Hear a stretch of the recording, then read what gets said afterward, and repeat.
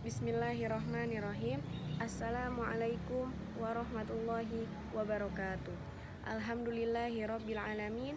Wassalatu wassalamu ala asyrafil anbiya'i wal mursalin wa ala alihi wa ashabihi ajma'in, amma ba'du.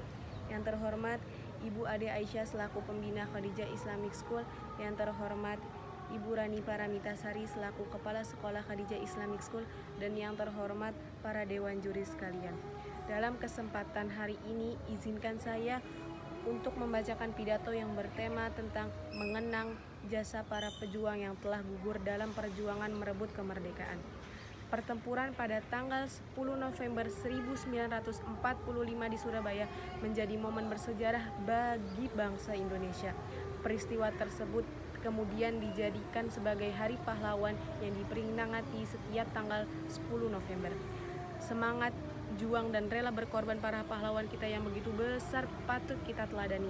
Jasa-jasanya yang begitu besar untuk bangsa ini tak akan terbalaskan oleh apapun. Saat ini Indonesia memang merdeka dari tangan penjajah, namun nyatanya Indonesia masih banyak permasalahan. Kita lihat saja, kemiskinan masih merajalela, pengangguran semakin bertambah, kriminalitas juga meningkat, ekonomi dikuasai oleh asing dan masih banyak permasalahannya.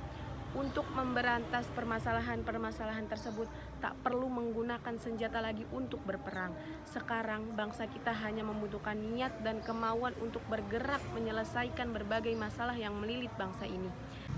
Seperti yang kita ketahui bahwa kemerdekaan bangsa kita tidak dapat dari hasil pemberian melainkan perjuangan. Apakah kalian masih ingat berapa lama kita hidup di bawah tekanan penjajahan Jepang dan Belanda? Itu saja sudah cukup mengingatkan kita betapa berat penderitaan bangsa Indonesia pada zaman penjajahan.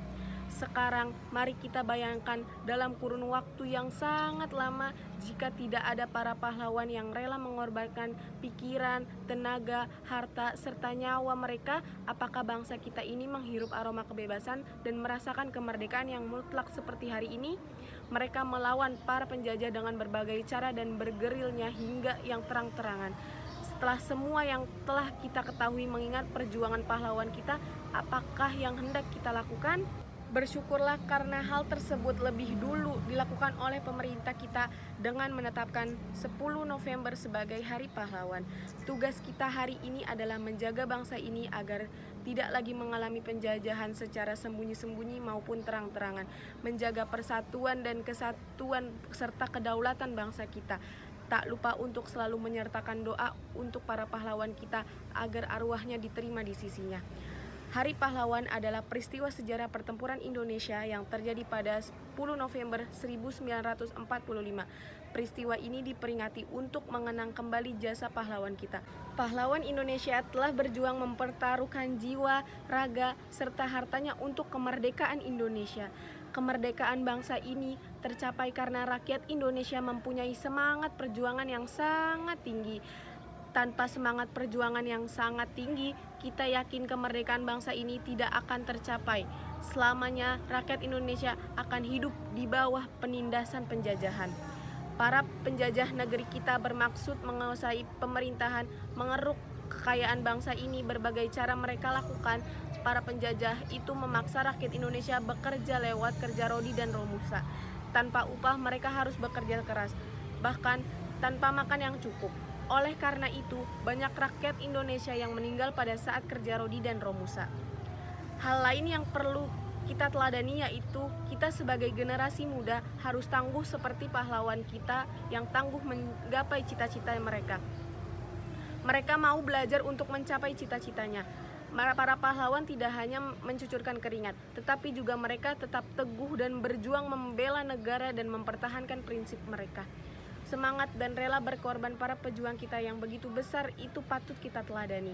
Sudah saatnya sebagai generasi muda dikenalkan kembali kepada nilai-nilai kepahlawanan yang sudah mulai luntur dan tidak berarti lagi.